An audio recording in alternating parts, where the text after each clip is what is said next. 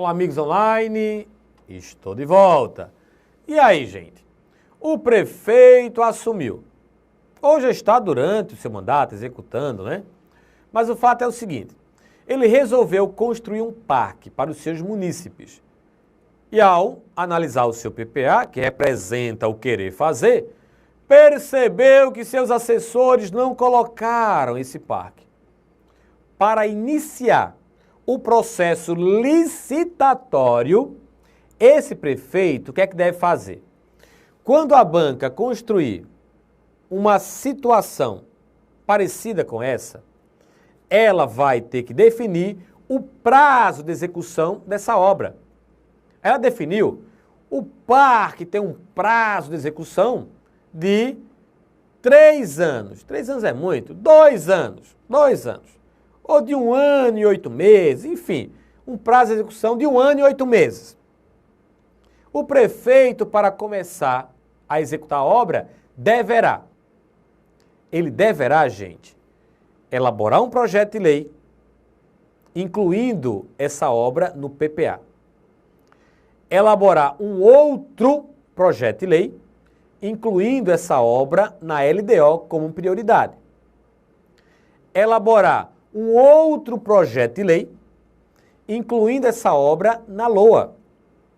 E só assim ele poderá iniciar a execução dessa obra. Caso contrário, se ele não assim proceder, ele será acusado de crime de responsabilidade. Vamos ler novamente o artigo 67, parágrafo 1º, está na tela. Nenhum investimento cuja execução ultrapasse um exercício financeiro poderá ser iniciado sem prévia inclusão no PPA ou sem lei que autorize a inclusão, sob pena de crime de responsabilidade. Então, resumimos o artigo 67, parágrafo 1º assim. Quando a obra superar a 12 meses, ela terá que estar no PPA, na LDO e na LOA. Agora, obras menor ou igual a 12 meses, o prazo de execução, basta estar na LDO e na LOA, gente. Então, muito cuidado com essa pulha, hein? Maior que 12 meses, PPA, LDO e LOA. Até 12 meses, portanto, menor ou igual a 12 meses, basta estar na LDO e na Lei Orçamentária Anual. Entenderam? Vamos prosseguir. Agora, artigo 165, parágrafo 4º. Os planos e programas nacionais, regionais e setoriais previstos nesta Constituição serão elaborados em consonância com o plano plurianual e apreciados pelo Congresso Nacional. Gente, por conta deste dispositivo aí colocado, artigo 65, parágrafo 4º, temos como afirmar que a Constituição Federal possibilitou a execução de programas sem incluí-los no PPA. E isso é, desde que esse programa tenha abrangência nacional, regional ou setorial. Dá um exemplo? PAC. O PAC não está no PPA, mas ele foi elaborado em consonância com o PPA. Então, com o advento da Constituição Federal de 88, há a possibilidade, e assim já foi cobrado, a possibilidade de se elaborar programas sem incluído no PPA, desde que seja um programa de abrangência nacional, regional ou setorial. Mas esse programa, mesmo não estando no PPA, deverá estar compatível, em consonância com o plano plurianual. Ok? Pulhazinha aí, né? Pulha. Falei muito em PPA, estou falando do PPA. Vamos relembrar, para eu poder avançar, o nome, o slogan dado pela nossa presidente Dilma ao seu PPA? Vamos ver? Olha só. Qual o nome do governo, do plano de governo do PPA de Dilma? De Dilma. É o plano Mais Brasil. Mais desenvolvimento, mais igualdade e mais participação. Esse PPA da nossa presidente vai de 2012 até 2015. Gente, o novo PPA, o PPA de Dilma, modificou radicalmente alguns conceitos, alguns elementos que já vinham há muito tempo desde o governo de Lula. Essa modificação radical, segundo consta na apresentação do projeto de lei encaminhada ao Legislativo, essa modificação deve-se ao fato de que o Brasil está passando por uma nova situação econômica e isso motivou a alteração de conceitos, de formas. Então, muito cuidado que essas alterações já estão sendo cobradas em provas de concurso. Então, o que foi que basicamente o PPA de Dilma alterou em relação aos PPAs que já vinham sendo elaborados, executados pelo ex-presidente Lula? Vamos ver? Volte para a tela. Então, o PPA de Dilma é o Plano Mais Brasil, mais desenvolvimento, mais igualdade e mais participação. Tudo começa com a apresentação do PPA. Texto real, hein? Cenas reais. O recente ciclo de desenvolvimento brasileiro vem sendo impulsionado por políticas públicas inovadoras, que combinam crescimento econômico com redução das desigualdades sociais e regionais. Isso é a apresentação real. Com isso, a estrutura e a linguagem do PPA foram alteradas para que o plano expresse, de fato, as políticas públicas para os próximos 4 anos. É sob esse contexto que nasceu o PPA 2012 a 2015. O Plano Mais Brasil, estruturado a partir da dimensão estratégica que deu origem a programas, nos quais estão contidos os desafios e os compromissos de governo para o futuro imediato, os próximos 4 anos. Começo, gente, destacando nesse novo PPA da presidente Dilma os seus princípios. A banca poderá cobrar. Quais são os princípios do PPA atual, que vai de 2012 a 2015? E eu separei aqui por elementos-chave dos princípios. Vamos lá. Princípios: efetividade, eficácia, estabelecimento de parcerias, participação social, incorporação da dimensão territorial, foco na execução, conhecimento, otimização da aplicação dos recursos. São os princípios básicos do PPA atual. Esse PPA também apresentou 3 dimensões e a banca poderá cobrar. O PPA contempla qual ou quais dimensões? Quais são as dimensões do PPA atual? Cuidado, hein? Temos a dimensão estratégica, isso tudo dentro do PPA. A dimensão tática e a dimensão operacional. A banca também poderá cobrar, gente, o significado de cada dimensão. A dimensão estratégica é o quê? A tática e a operacional. Respondendo, a dimensão estratégica é a orientação estratégica que tem como base os macrodesafios e a visão de longo prazo do governo federal. Aí vem a banca e coloca assim: a dimensão tática tem como base os macrodesafios e a visão de longo prazo do governo federal. Não. Nesse caso, é a dimensão estratégica. É assim que eu quero que vocês levem para a prova. E a dimensão tática? Define caminhos execuíveis Tática é orientar, não é? Então, define caminhos execuíveis para o alcance dos objetivos e das transformações definidas na dimensão estratégica, considerando as variáveis inerentes à política pública tratada. E a última dimensão é a dimensão operacional. Relaciona-se com o desempenho da ação governamental no nível da eficiência e é especialmente tratada no orçamento.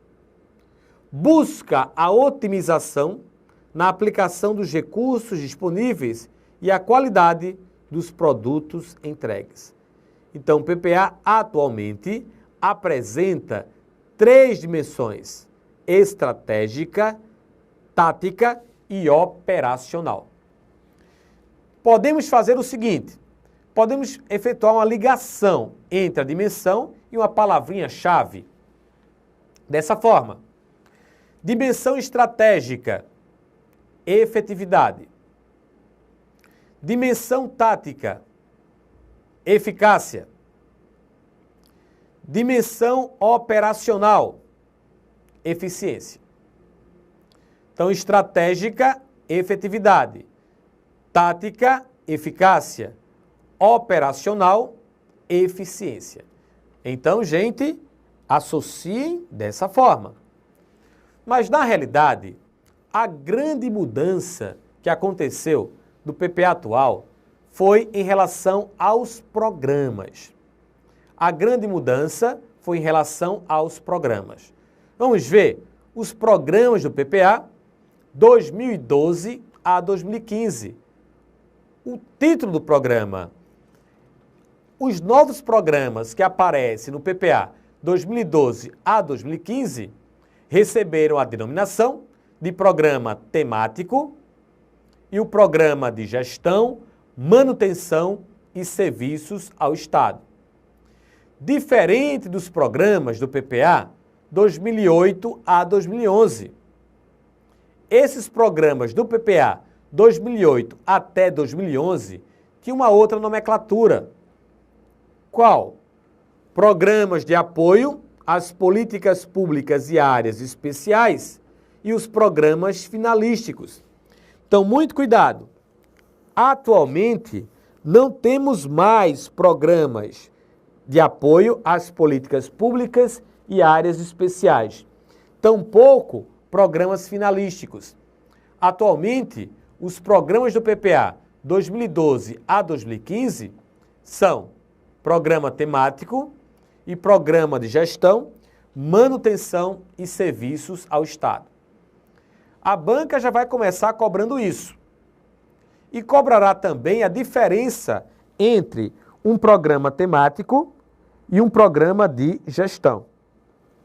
Então, o que é um programa temático? Gente, o programa temático, essa é a sua principal característica, irá ofertar um produto que pode ser um bem, pode ser um serviço para a sociedade. Então, quem ganha com o programa temático é a sociedade. Esse programa retrata a agenda do governo, fixando programa temático. Retrata no plano plurianual a agenda de governo, organizada pelos temas das políticas públicas e orienta a ação governamental. Exemplos de programas temáticos: olha só, apoio ao transporte escolar para a educação básica, caminho da escola. O que eu quero com isso? Eu quero que vocês, ao efetuar a leitura de um programa, saibam identificar se ele é temático ou de gestão. Um programa será temático quando o produto desse programa for ofertado para a sociedade, quando a sociedade ganhar. Um programa será de gestão quando for utilizado para a manutenção de um órgão, de um serviço público. Então, quem ganha é o governo. Ao lermos o programa, identifiquem. Nesse primeiro caso, voltem para lá. Faça a leitura, olha só. Apoio ao transporte escolar para a educação básica, caminho da escola. Quem é que vai ganhar com isso? É o governo ou a sociedade? é a sociedade. Se é a sociedade que vai ganhar, o programa ele é temático. É isso que eu quero que vocês façam. O segundo, produção, aquisição e distribuição de livros e materiais didáticos e pedagógicos para a educação básica. Acabou de ler? Identificou? É temático, não é? Terceiro, apoio ao desenvolvimento da educação básica nas comunidades do campo, indígenas, tradicionais, remanescentes, de quilombo e das temáticas de cidadania, direitos humanos, meio ambiente e políticas de inclusão dos alunos com deficiência. Quem vai ganhar com isso? Pela leitura dá para descobrir, né, gente? Se é a sociedade, programa temático. E o último, elevação da escolaridade e qualificação profissional, pró-jovem, urbano e campo. Agora, quando o produto for ofertado não à sociedade, mas ao próprio governo, estaremos diante de um programa de gestão, manutenção e serviços ao Estado. Portanto, são instrumentos do plano que classificam um conjunto de ações destinadas ao apoio, à gestão e à manutenção da atuação governamental, bem como as ações não tratadas dos programas temáticos por meio de suas iniciativas.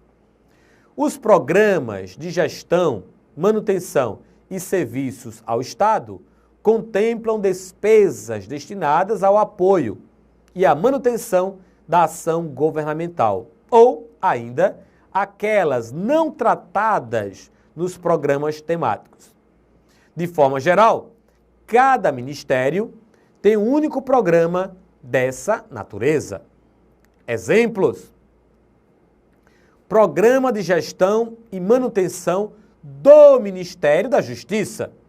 Então, esse programa sempre vai evidenciar aquele que está sendo beneficiado. No caso aí, Ministério da Justiça. Programa de Gestão e Manutenção do Ministério das Cidades. Quem vai ser beneficiado é o Ministério das Cidades. Então, o PPA, gente, representa esse grande planejamento estratégico do governo. Então, o governo planeja estrategicamente as suas ações. Mas para que ele chegue nesse planejamento estratégico, alguns caminhos deverão ser seguidos. E isso nós chamamos de ciclo de gestão do PPA. Qual a sequência correta desse ciclo? Pergunta a banca.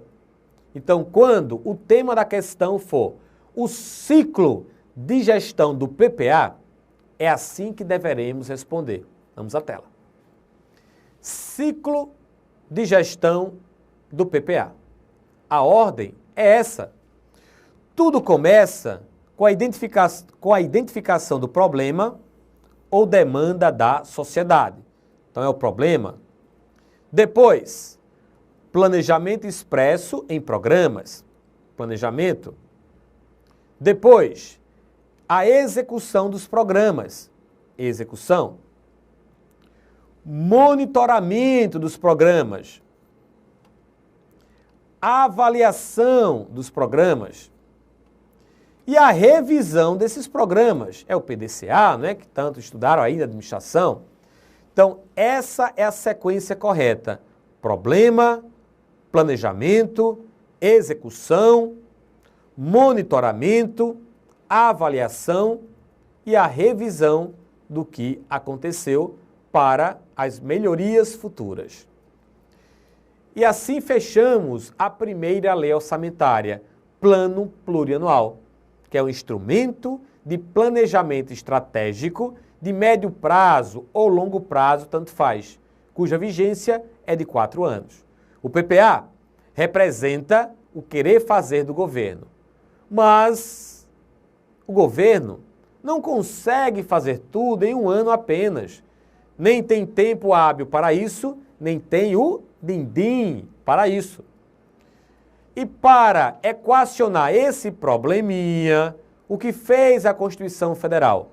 Ela criou a Lei de Diretrizes Orçamentárias. E a LDO, ela vai definir aquilo que poderá ser feito dentro de um determinado exercício. E é justamente sobre isso que falaremos agora. É sobre essa lei, é a Lei de Diretrizes Orçamentárias, na nossa tela. LDO. LDO número 12.708, de 17 de agosto de 2012. Dispõe sobre as diretrizes para a elaboração e execução da Lei Orçamentária de 2013 e da outras providências. Então aqui temos já a LDO projetada para 2013. Destaco: dispõe sobre as diretrizes para elaboração e execução da Lei Orçamentária Anual.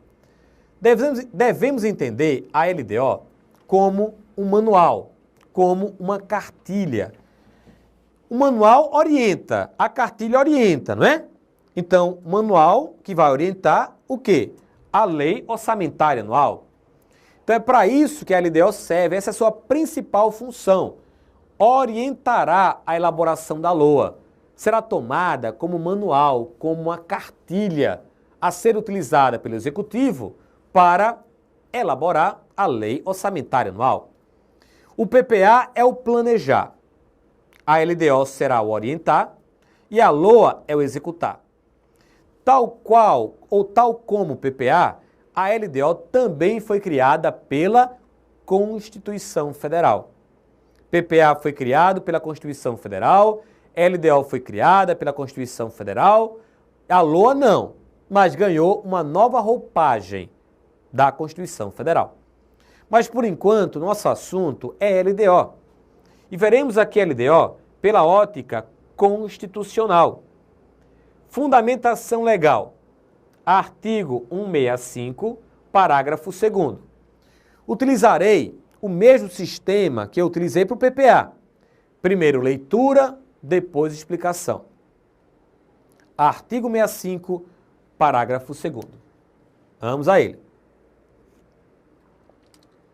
A Lei de Diretrizes Orçamentárias compreenderá as metas e prioridades da Administração Pública Federal, incluindo as despesas de capital para o exercício financeiro subsequente.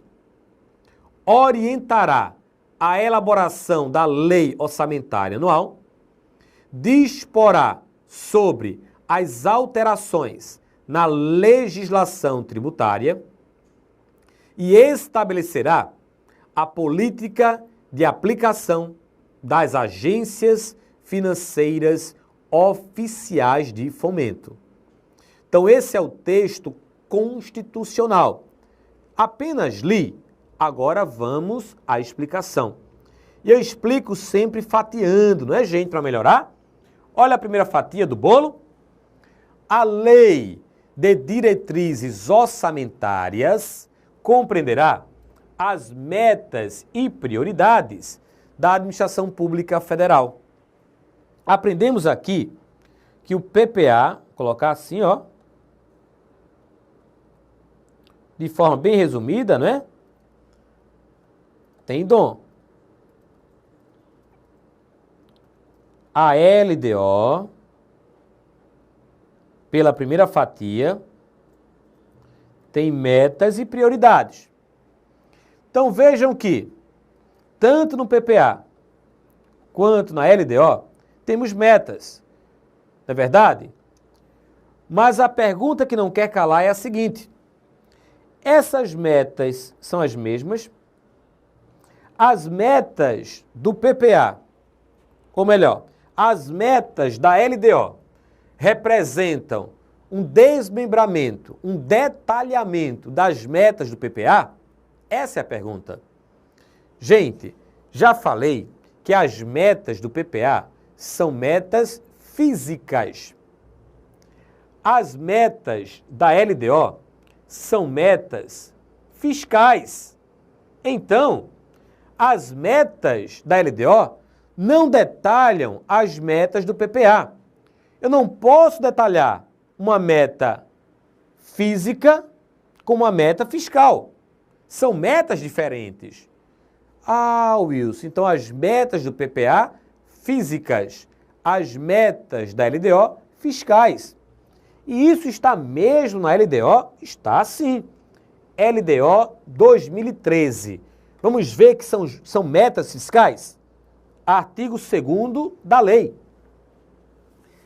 A elaboração e a aprovação do projeto de lei orçamentária de 2013, bem como a execução da respectiva lei, deverão ser compatíveis com a obtenção da meta de superávit primário. Isso aqui, é um assunto fiscal.